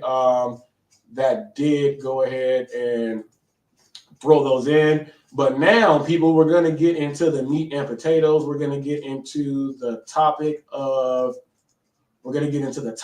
today's show. Now, topic of today's show, are we working, okay? Are we currently right now working as employees? Now, a lot of people say we got to do things and that so that we don't turn into employees. But are we right now turning or working as employees? Now, the reason why I say this is because I have to bring in the warehouse and the term of a picker. And I have to bring this in because when you're doing these grocery deliveries, these shop and pay deliveries, these order and pay deliveries, you're going in, you're using a SNCC that they use in the warehouse when they go and pick from the location to get it ready for the transport. So when you are doing the orders, let's say the grocery orders, the Instacarts, let's say the Instacarts. Let's say, what's your take on the whole death and stress conversation, Roy? Bam. Yeah, Roy. Okay, Roy, let him know. Let him know. Okay, so coming from the warehouse, and picking, you're picking from locations and things go and transport takes it and to where it has to go. So if you're doing Instacart, the ship, and all of the other ones, and anything that uses an order and pay, any items like an Amazon Flex that calls for you to use your phone to check items off and load them into your car, okay, anything like that, you are a picker. Now, there's going to be drop locations for more Instacart places. There's actually a news article right now where Domino's, they're going to have more delivery pickups for drivers or something else like that. It's kind of weird, but they're going to have more pickup spots for people to go do deliveries. So at these pickup spots now, they say they're going to be pickup spots or mini like warehouses or whatever else it is for drivers to go and get the products. Now, I don't know if these warehouses are going to be warehouses where you actually go inside and they're going to set up like little stores. You go inside and you pick out from there, or if the orders are going to be already picked and you go ahead and pick it up and now you become a runner. Okay, so now you're a runner. So I'm trying to figure out right now, are we actually working as employees? Because when you use your phone and you're doing an order, let's say you're doing Amazon Flex, you have to go to a warehouse. You have to go get those boxes, you have to scan the boxes, put them in your car, set them up for transport, okay? So you're picking the item.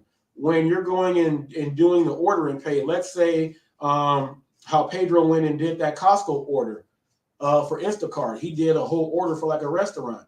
So that whole order for a restaurant, and I'll put this for in a term or in a reference, people that work in an office building, okay? People that work in an office building, they know about the company called Iron Mountain. Iron Mountain is the world's largest record-keeping company. You normally have a recycling bin where you put in stuff that says Iron Mountain, or Iron Mountain comes and gets your boxes. When they were coming to get the boxes, I was the person pulling them, person was getting for transport, taking them, and then sending in, retrieving.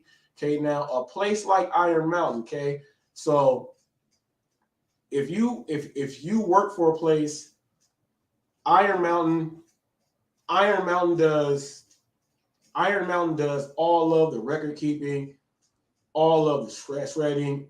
They are doing their thing. They are inside the office, okay? They are inside there. Boom, boom, boom, boom, boom. Now check this out. When you actually scan an item, right? You scan an item. If you scan an item in the store, let's say, well, I'm going to scan this or check it in like I'm picking it up, but they don't have it, so I get them the generic brand. Okay, you get them the generic brand instead. That's a mispick. Okay, that's a mispick. You're picking as an employee from a location for a customer. You are going, once you accept that, you're an employee. So in a way, that's why I had to compare it to this to the warehouse game. Your phone is your SNCC. You're going to locations. You are picking them up. Okay, you're putting it in your car. You're dropping it off. Okay, you can be deactivated by you messing up anything on the order, or if you do not deliver the product. Okay, aren't these the same rules as an employee? They are the same rules as an employee. The only thing different is our classification. But if you think about it, you're putting in the active hours. Okay, let's say if you're in IT. Let's say if you're an old school IT. Let's say if we still have those. If you're old school IT, you're not patching in. Okay, let's say you're on call. You just show up. When you show up, you're getting paid. Okay, you're working. The IT is still an employee of wherever he works for, whether it's AARP, ADT, whatever company he works for, he's still an employee for that company. You know, like at Harbor Freight where I work, our IT guy there, you know, he had a Harbor Freight badge, but he wasn't a Harbor Freight guy. He was someone from a different company that was contracted through to Harbor Freight, and he was the IT guy. but he still works for the company because he still has to follow all the same guidelines. Once he walks in that building, every rule that every single employee has to follow, he has to follow those same rules also. Okay. So I want people to start, to start thinking about it. If you don't think you're an employee, just think about it, just think about it deeply. Just think about if you've ever worked inside a warehouse, you are doing all the picking. You're doing all the picking that they do at Amazon. The only thing you're not doing is taking that bin to where someone can pick it up on a double pallet jack, then go drive it and drop it off. You're just doing that yourself. So you are doing the work. Now, instead of overworking the people inside that warehouse, they know that they can actually get other workers by, this is a subcontract. They can subcontract the work out there and have someone else go do the work. Now, these subcontractors that are going and getting into work, people, we're still picking up the same product. So we are pretty much an employee. When you hit accept, you are an employee. When you're skipping orders, you are not an employee. But once you hit accept, you are an employee. So while you are an employee, it's kind of like this. If you think about a job and someone says, hey, man, this job, like someone says, hey, what's the good stuff about this job? It's like, man, I'm going to tell you this. A lot of people don't like this, man, but in order to make the money you're supposed to make at this job, man, look, you got to do it like this and make the extras. I said, you say something like this. Oh, is this how you got the desk up here? He said, look, man, I'm all on the board. I'm all on the board. They don't listen. I'm all on the board. I'm all on the board. You got to do those things, man. You got to do those things, man. You got to do those things. Do those things that's going to help you gain extra in the company. Like treat it like commissions, like I said. Treat it as a commission. Everything you do extra is a commission. But we are employees. Like whether you want to think it or not, or say it or not, we are employees. They're giving us hourly pay, and we can be deactivated. That's how you're an employee. It's not technically an employee, but you are an employee. Once you hit accept, if you can get deactivated, you are an employee. For someone that's a real contractor, for them to lose their business, someone would have to go to the Better Business Bureau or get petitions and really get that person shut out of what they're doing to make them actually generate no business at all. We are not like that. We can just go do a different gig. So pretty much we're employees. We just choose when we want to work. We're employees that have the ability. We are employees that have the ability to clock in whenever we want. Okay, we can clock in whenever we want. That's pretty much what we are. Hey, I can't say nothing else about it. We are employees with the most flexibility. Okay, the only way we can get fired is by the powers that be, and the powers that be are never watching us. It's only some fluke from something that happens, or you did something stupid. It's always that fluke. The powers that be don't even watch us. Okay, so, but we have the job with the most flexibility, is what I would say. Roy said, I have said this before, a prostitute is more independent contracting than gig working. Yes. Yes. Because people, you don't need an app to walk the street.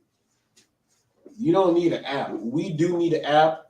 We are a branch. So, we are third party, and we are third party contractors, which means we are a third party. We have to follow guidelines, and a lot of our guidelines have to follow the guidelines of the places that we pick up from, that we go and create business with. So you guys think about that. Thinking about things like this can help you in the long run with increasing your revenue too, because you'll start thinking about things in a whole different way. So that's why I use this whole warehouse thing. I look at myself doing this job. I am my own AM1. I am the building manager.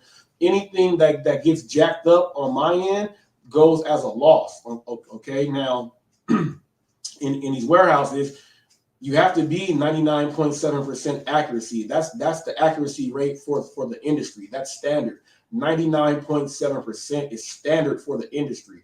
Okay, so if I'm used to 99%, I'm not going to come to a job like this and say, well, man, all I got to do is get like 70% and be cool. No, I got to still do my 99%.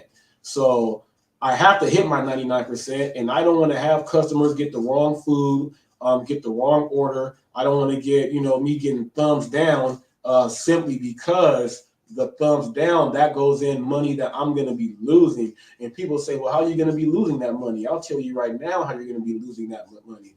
There's going to be, if you're a person that skips and picks and chooses your orders, you're going to be skipping for a little bit longer. Okay, you're going to be skipping for a little bit longer. That's how it's going to affect your pockets. It's going to affect your money right there.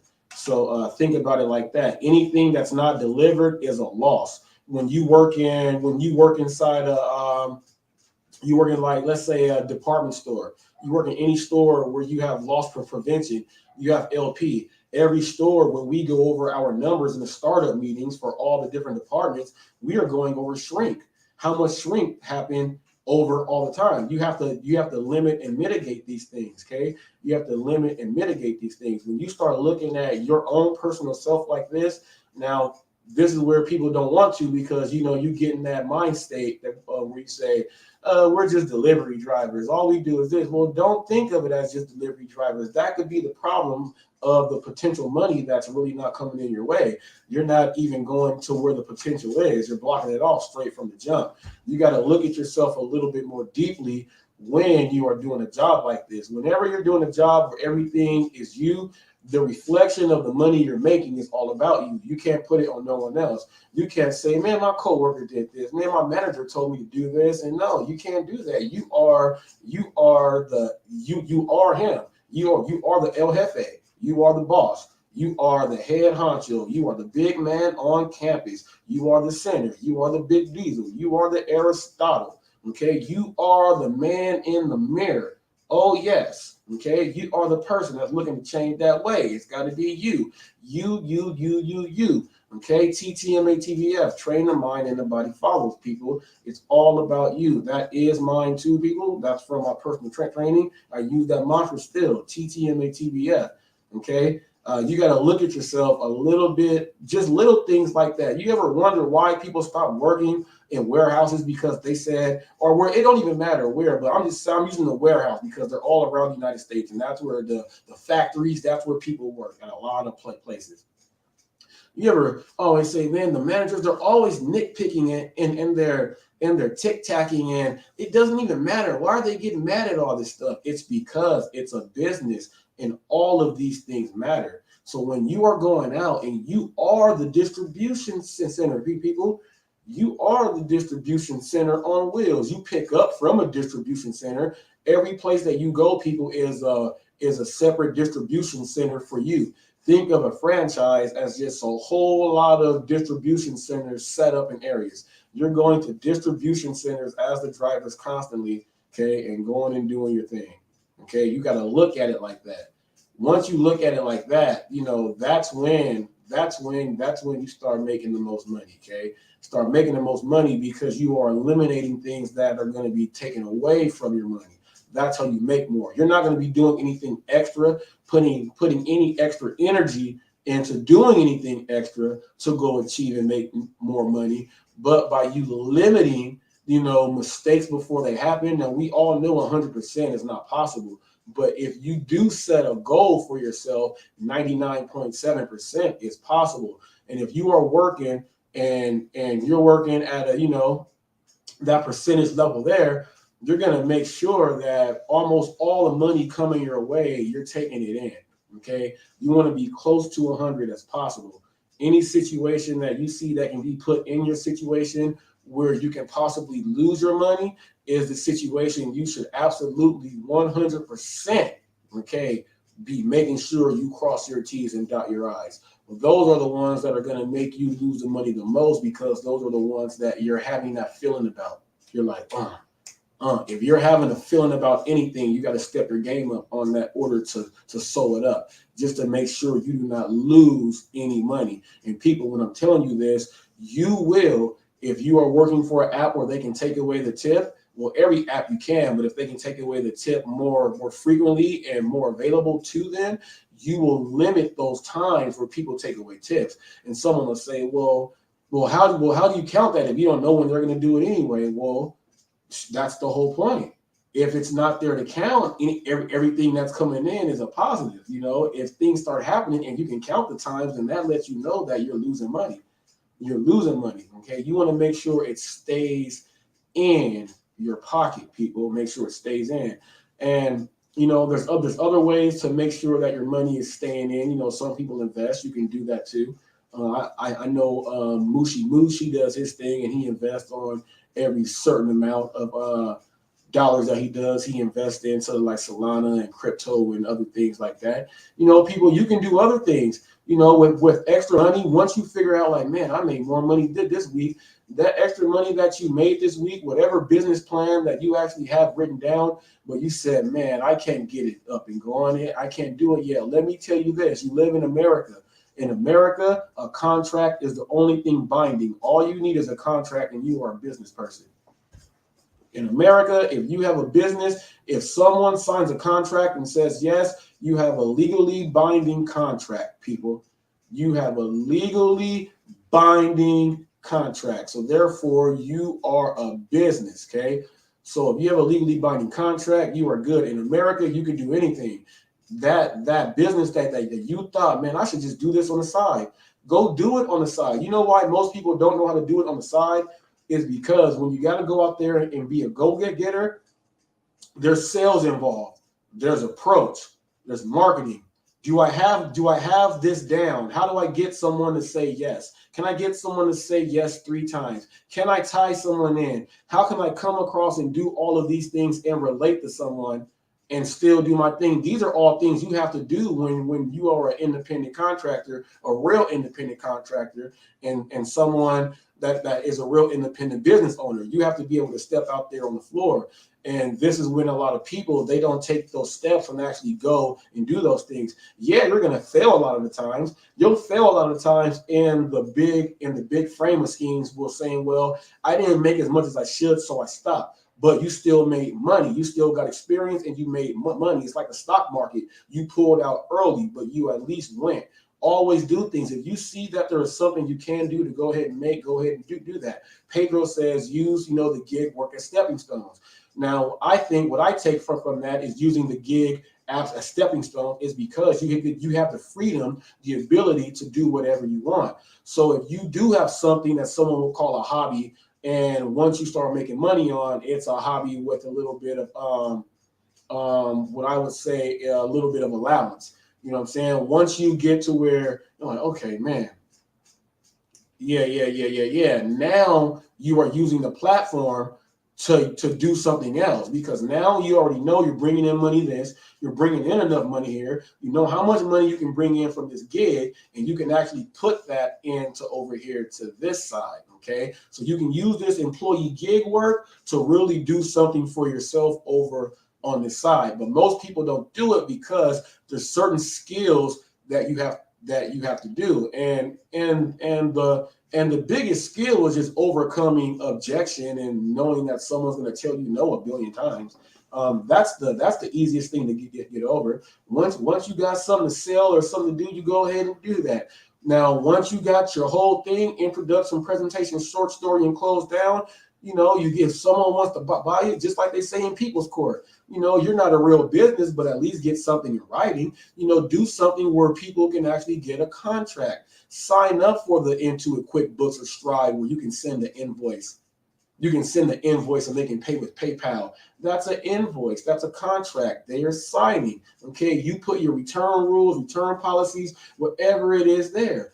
You have a business, people. Now, whatever that hustle is there. If you say, okay, bam, you have a business. And with those contracts, you have it backed up for your taxes. You got all that other stuff, and you use the gig to do it. You use the employee work to really do what you got to do, okay? But people, don't be afraid. Don't be afraid. Don't be afraid to step in and do that. Don't be afraid to step in and actually do that, because that's when you are really a true independent contractor, freelance of your own trade. freelance of your own everything. If you think you are a full independent freelance worker doing the gig work, you are an employee.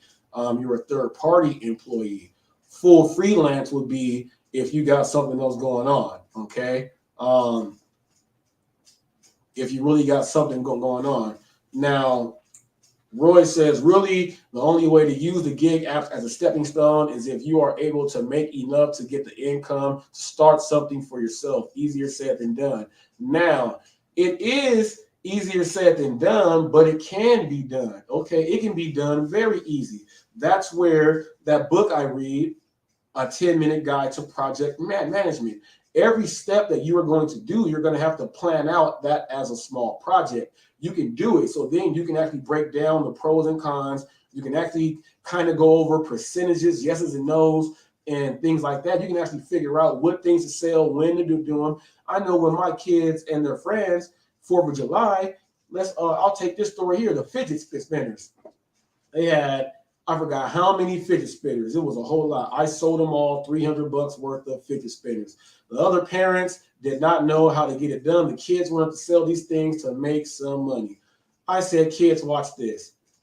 I said, you guys know how I sell and I get the people around here to buy the solar and the windows?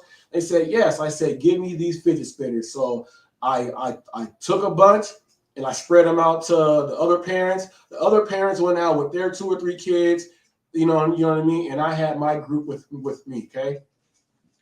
We go and do our thing, right? We got the fidget spinner. So it's 4th of July. So I made up a slogan real quick so the kids can make it up. It was something like would you like to purchase one of our 4th of July color changing fidget spinners?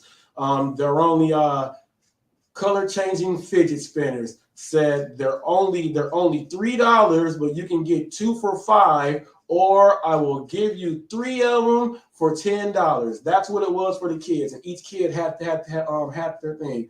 So they will go up, and one of the parents were like, well, why are you guys doing this?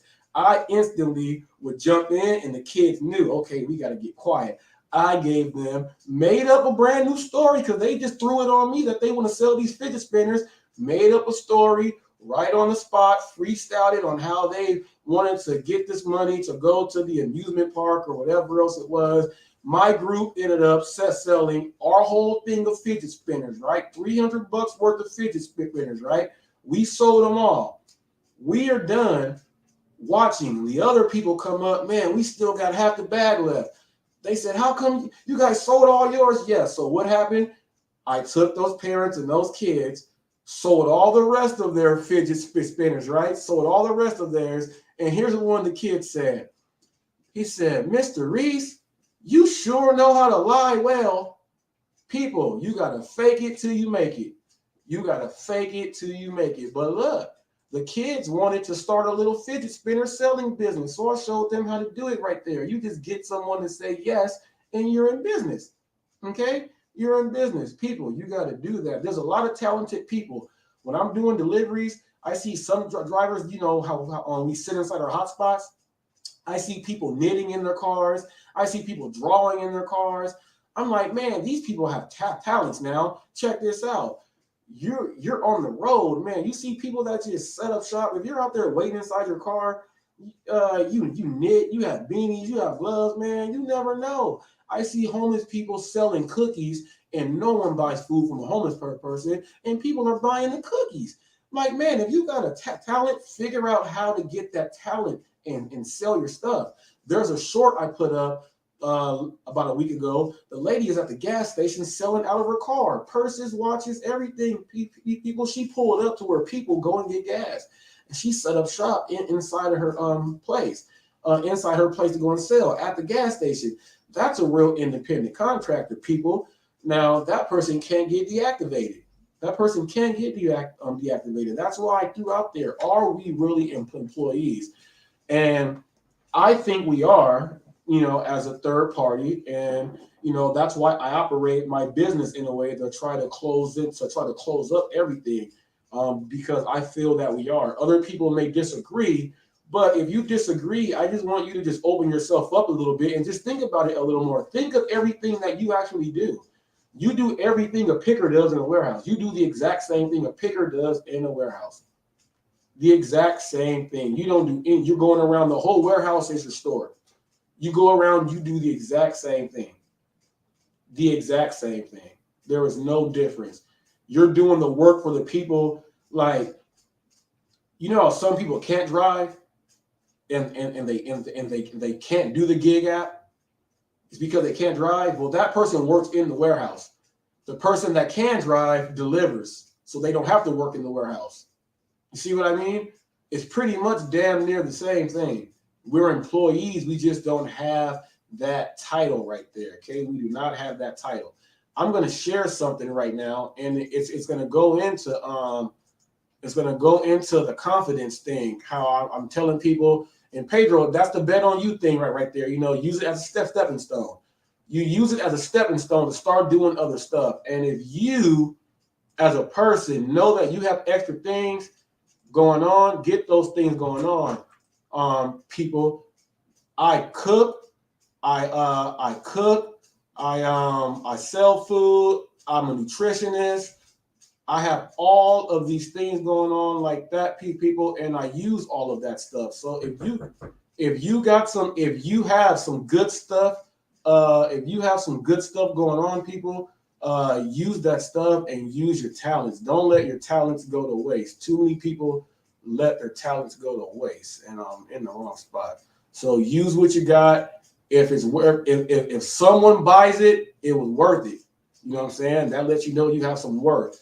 Don't think that you do not have any worth. If you got something that people can do, man, go and do it. Don't sell yourself short. You could have something like sitting there and you just never know. Okay, so I'm going to show it. Where is it at? Is it right here? Oh, here it is right here. Bam. We're going to get this. Born with self-confidence. Zero. Right? Every single one of us, our self-confidence was determined by how we were raised, the parents we had, the teachers we had, the bosses we've had, the jobs we've had. My sister worked for a company for 17 years, and her boss destroyed her self-confidence. She came out of that job, and she didn't realize until she got into her new job how afraid she was to make decisions because of her boss. And it took a while for her to get her confidence back. And so if somebody's insecure, we have to over and over and over again prove to them, because we don't know where they came from. We don't know what kind of trouble they got in before for being honest, right? Or how they were raised. We don't know. And so we have to have total empathy and just prove to them that if they make a mistake, they're going to get helped, not hurt. They're going to get supported, not yelled at. And the first time they won't believe you. They think it's a game. They think it's a con. It's a trick. The second time, maybe. And we just have to keep at it. That every time, I used to have somebody on my team who would regularly lie to me, right? Because she would rather lie to me than tell me that she made a mistake. And if I saw the lie, I would ask so many questions to get her to say to me, I screwed up. I'd be like, well, this doesn't make sense, because I can't say you're lying to me, right? I'd just say, this doesn't make sense, this doesn't make sense. If this adds up to this, then why is it that? And the lie would get bigger, and then she would yell at me about how I don't trust her. And then at the end, I have to be like, listen, it clearly doesn't add up. I'm okay if it doesn't add up, if you made a mistake. Just tell me, and I'm good, and we'll move on. But when you deceive me, I'm going to ask you so many questions to get to the truth that it's going to get worse and worse and worse. I had to have that conversation with her probably 50 times before little cracks started to show, where she showed up to me once where one number wasn't there, and she looked at me and said, I made a mistake. And I went, cool, thanks. Alan Mullally puts it brilliantly. He says, you have a problem. You are not the problem. Right? So if something goes wrong, we have a problem, but you are not the problem. And that's the point is, we've too many times told people that they're the problem. So I think it's just going to take time and patience, and you have to do the hard work of helping that person build up their confidence again.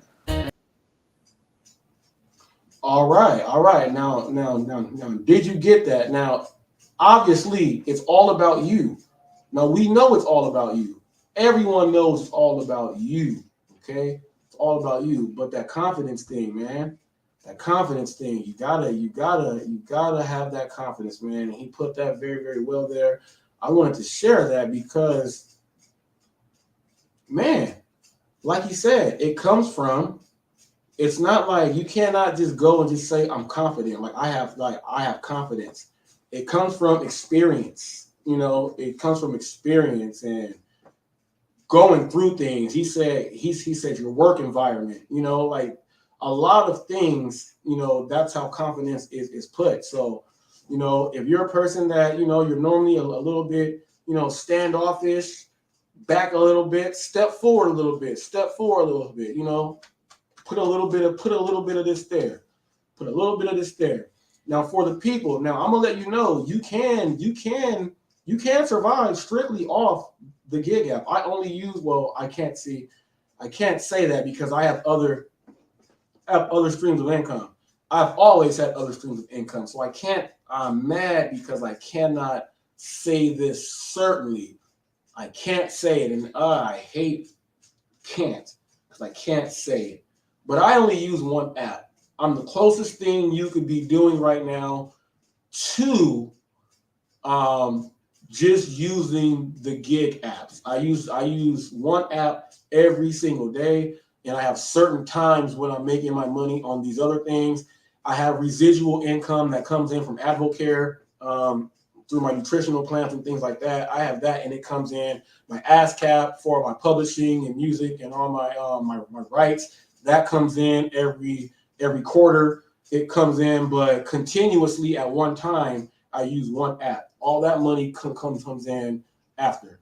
For those of you who want to know, like I said, rights. Okay, I'm from the American Society of Authors, Composers, and Publishers. Okay, I'm part of ASCAP.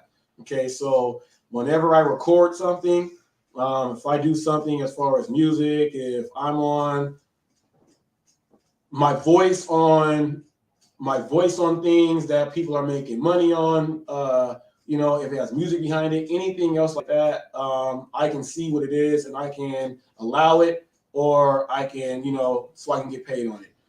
So that's what my ASCAP is. So I get that money periodically. So, and it goes international distribution, domestic distribution for writers, publishers, for songwriters, and then if you're doing the acting thing, you can have the Screen Actors Guild. You can have those things. I've had these things before the gig app, but now with the YouTube, I can actually put it all into full use. Put everything into one. And I did get a chance to do the Kendrick Lamar. If you guys have not seen, I actually have a reaction video to the Heart Problem Part 5. I have a reaction video to the Kendrick Lamar thing there up there. And the music on my page, we're all in the family, my brothers, my cousins, the producers, everything else is all there. I have bars also, so I'm going to be on my intro doing bars also. So when the bars go in, as you see people, when the bars go in and it appears on here on my YouTube channel, I'm going to get paid for the music part also on top of what's going to be coming in from the YouTube, from the royalties that come in from the ASCAP. That's how you can tie it all. That's how you can tie it all in together if you have a full complete channel. That's why a lot of people don't like to play music from other people in their videos, because they don't want to get demonetized. Once you are demonetized, your whole video, all the work you did in your whole video, all the work, you got that one song in there for a certain amount of seconds, that whole video, they get paid off the whole thing. So that's why a lot of people don't like to play the music inside their videos or on their lives. But everything that's on the lives here and on my channel, everything of the music is in-house here. So there's no issues there. Even with the logos and all of the work there, they're done by professionals. I have 3 professionals that we have. Aaron Purnell. Okay, we have Aaron Purnell, does work with Bone Thugs, NASCAR, Dale Earnhardt, Jeff Gordon did stuff for WCW. They were wrestling. Does a lot of commercials. Does a lot of stuff for like Be Real, Cypress Hill. He does a lot of great work. We all grew up together. We all do work. Now that's my brother's group there, but we all are intertwined, and do the thing. And then I have a guy by the name of Ralph Herms. He's in Orange County. He's my Orange County guy, by way of Anaheim Hills, that area there. He does graphic design and everything else there, but not on the things that Grace does here. He does some other things. So we got to have a lot of things in-house set up.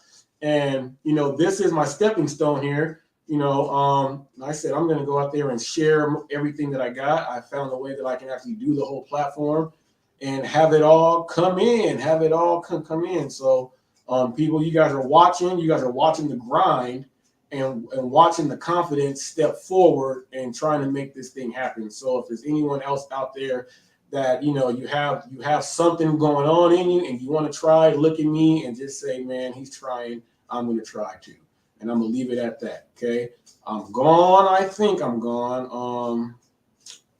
Yeah, I'm gone. It's under 2 hours. It's almost 2 hours. I'm going to end it like this. I will see you guys mañana. I'm going like Chuck Woolery in 2 and 2. Peace out, people.